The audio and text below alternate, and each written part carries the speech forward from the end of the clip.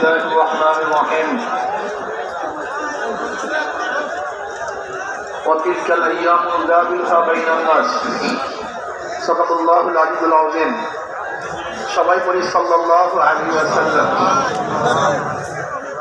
ইসলামী যুব আন্দোলন কর্তৃক আয়োজিত যুব কনভেনশনের সম্মানিত সভাপতি মঞ্চ উপবিষ্ট আমাদের সেরেতাজ শ্রদ্ধাভাজন আমির হযরত ইশরাফুজ্জামান দামাত বরকাতুল আলিয়া, সর্বস্তরের নেতৃবৃন্দ, সকল স্তরের যুবক ভাইয়েরা আমার, আজকে আমাদের খুশিতে মন ভরে গেছে। আজকে আসমানের ফেরেশতাগুলিও এই যুব কনভেনশনের উপস্থিতি দেখে তারাও খুশিতে আত্মহারা।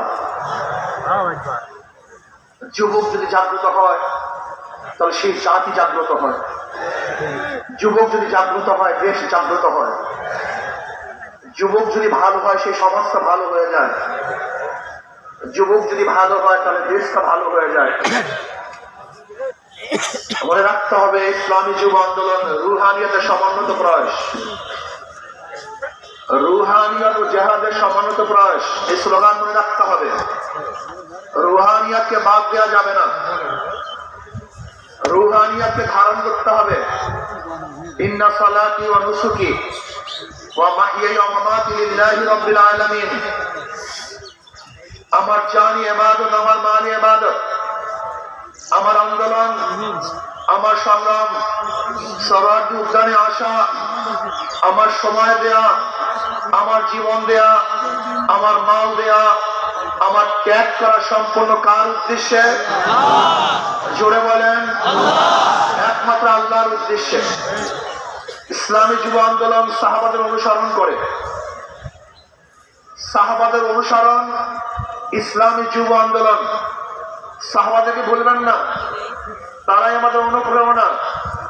আমরা তাদের দেখানো পথে চলতে চাই, তাদের মহব্বত অন্তরে লালন করি, তাদের ভালোবাসতে জানি, তাদেরকে ভালোবাসতে জানি, তাদেরকে এত মহব্বত করি আমাদের জীবনের চেয়ে সাহাবায়ে কেরাম থেকে বেশি মহব্বত করি। শুধু কি তাই, যারা সাহাবাদেরকে ঘৃণা করে, সমালোচনা করে, ওদেরকে আমরা মহব্বত করতে পারি না, ওদেরকে আমরা ভালোবাসতে পারি না। আমরা জনাব মুহাম্মদ রাসূলুল্লাহ সাল্লাল্লাহু আলাইহি ওয়াসাল্লাম আদর্শ গ্রহণ করে তার দেখানো নীতি আদর্শ বাস্তবায়ন করতে চাই। আমরা এরদোগানের আদর্শ বাস্তবায়ন করতে চাই না, আমরা মুরসির আদর্শ বাস্তবায়ন করতে চাই না, আমরা মদিনাওয়ালার আদর্শ বাস্তবায়ন করতে চাই। আমি যুবানকে বলবো, খবরদার সুন্নাতকে বাদ দিয়ে কোন আন্দোলন সংগ্রাম আমরা করতে চাই না। আমরা সুন্নাতকে ধারণ করে আন্দোলন সংগ্রাম করতে চাই। আমরা সুন্নাতকে জবাই দিয়ে তাকিয়ার নামে, আমরা কৌশলের নামে সুন্নাতকে জবাই দিতে চাই না, বরং আমরা চাই সুন্নাতকে সমন্বিত করতে, সুন্নাত অনুযায়ী চলতে। আমি বিশ্বাস করি ওয়ালা তাহিনু ওয়ালা তাহজানু ওয়া আনতুমুল আ'লাউনা ইন কুনতুম মুমিনিন। যদি আমাদের ঈমান মজবুত হয়, যদি ঈমানকে শক্তিশালী করতে পারি, তাহলে এমন আওয়াজ দেব আল্লাহু আকবারের ধ্বনিতে, যেরকম রাজা গৌর গমদের তখ্ত তাও ধ্বংস হয়ে গেছে, আমরা যদি আল্লাহু আকবারের ধ্বনি দিতে পারি, ঈমানের সাথে আল্লাহু আকবারের ধ্বনি উচ্চারণ করতে পারি, তাহলে বর্তমান ফ্যাসিস্টদের সমস্ত তখ্ত তাও ভেঙে চুরমার হয়ে যাবে ইনশাআল্লাহ। এজন্য যুব আন্দোলনকে বলবো, খবরদার জিকির ও ফিকির, জবানে জিকির থাকতে হবে, ব্রেনের মধ্যে ফিকির থাকতে হবে, কলমের মধ্যে শুকর থাকতে হবে, অঙ্গ প্রত্যঙ্গ সবর থাকতে হবে। মনে রাখবেন, রুহানিয়াত ও জিহাদের সমন্বিত প্রয়াস। রুহানিয়াতকে বাদ দিয়ে কোনো জিহাদ আমরা চাই না। রুহানিয়াতকে বাদ দিয়ে জিহাদ করবেন, এটা জিহাদ হবে না, সন্ত্রাস হবে। কি হবে? সন্ত্রাস হবে। যেই জিহাদের সাথে রুহানিয়াত নাই, ওই জিহাদ জিহাদ না, বরং সন্ত্রাসবাদ হবে। ইসলামী ছাত্র আন্দোলন, ইসলামী যুব আন্দোলন, ইসলামী আন্দোলন বাংলাদেশ, তারা কি চায়? আল্লাহর জমিনে আল্লাহর হুকুমতের মাধ্যমে কল্যাণ রাষ্ট্র চায়। ইসলাম হুকুমত বাদ দিয়ে আমরা কল্যাণ রাষ্ট্র চাই না, আমরা ইসলাম হুকুমতের মাধ্যমে কল্যাণ রাষ্ট্র প্রতিষ্ঠিত করতে চাই। আমরা বিশ্বাস করি ইসলাম হুকুমত ব্যতীত secularism, socialism, capitalism, communism democracy কোন আদর্শ মানুষকে শান্তি দিতে পারে না, মুক্তি দিতে পারে না। একমাত্র মানুষের মুক্তির গ্রান্টি হলো ইসলাম হুকুমত। এই ইসলাম হুকুমত কায়েম করতে হবে। আপনারা জানেন আজকে অন্তর্বর্তী সরকার কিছু সংস্কার করতেছে, তার মধ্যে রাষ্ট্র সংস্কার। অবশ্যই রাষ্ট্র সংস্কার করতে হবে। কেন? আপনারা জানেন ফ্যাসিস্ট সরকার, রাষ্ট্রের এমন কোন বিভাগ নেই যে বিভাগকে ধ্বংস করে নেই, সমস্ত বিভাগকে ধ্বংস করে ফেলেছে। কাজী ধ্বংস স্তূপের উপরে সুন্দর একটা নির্বাচন উপহার দেওয়া সম্ভব নয়। আগে সংস্কার হবে, তারপরে নির্বাচন হবে। রাষ্ট্র সংস্কারের মধ্যে আমি বিচার বিভাগের স্বাধীনতা চাই, বিচার বিভাগের পূর্ণ স্বাধীনতা চাই। আজকে আমরা কি দেখেছি, সরকার পরিবর্তন হওয়ার সাথে সাথে সমস্ত আসামিরা খালাস হয়ে গেছে। আবার সরকার পরিবর্তনের সাথে সাথে অনেক আসামি জেলে ঢুকে ঢুকে পড়ছেন। তার মানে বিচার বিভাগ কি সরকারি ইঙ্গিতে চলে? একটা ভালো রাষ্ট্রের, উন্নত রাষ্ট্রের সবচেয়ে বড় মানদণ্ড হলো বিচার বিভাগের স্বাধীনতা। যেই রাষ্ট্রের মধ্যে বিচার বিভাগের স্বাধীনতা নেই, ওই রাষ্ট্র ভালো কল্যাণমুখী একটা রাষ্ট্র হতে পারে। এর জন্য বিচার বিভাগের স্বাধীনতা চাই, এমন স্বাধীনতা চাই বিচারক আইন অনুযায়ী বিচার করবে, কারোর ইঙ্গিতে বিচার করবে না, কারোর দিকে দৃষ্টি করে বিচার করবে না, বরং আইনে যা আছে সেই অনুযায়ী সে রায় প্রদান করবে। এমন স্বাধীনতা বিচার বিভাগকে থাকতেই হবে। এমনকি ওই চেন্নাইকে, চিটাগাংয়ের চেন্নাইকে, সেও যদি বিচারের আওতা দিয়ে, সেও যদি আইনের আওতায় খালাস পায়, আমার কোনো আপত্তি নেই।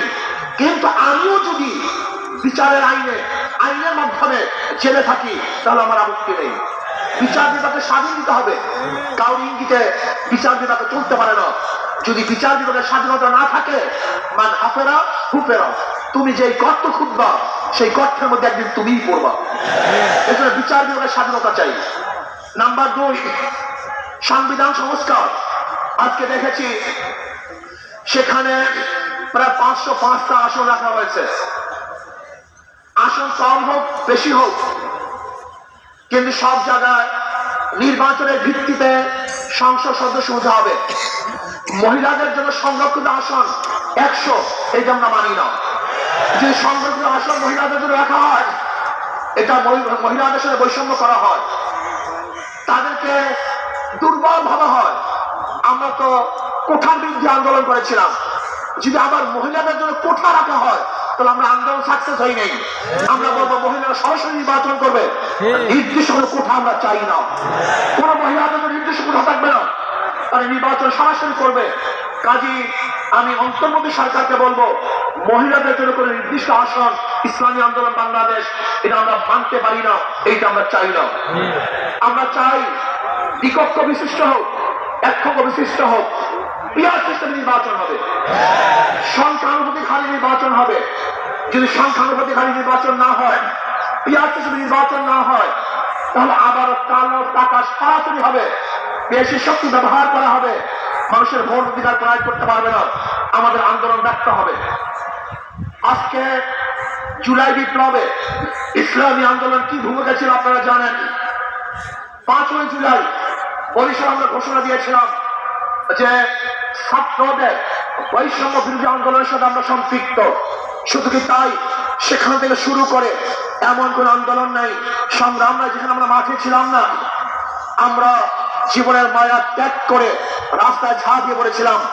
আমি বিশ্বাস করি ইসলামী আন্দোলন বাংলাদেশ যেইভাবে দলীয় ব্যানারে বৈষম্য বিরোধী আন্দোলন অংশগ্রহণ করেছে, বাংলাদেশের অন্য কোনো সংগঠন দলীয় ব্যানারে এই আন্দোলনে সম্পৃক্ত ছিল না।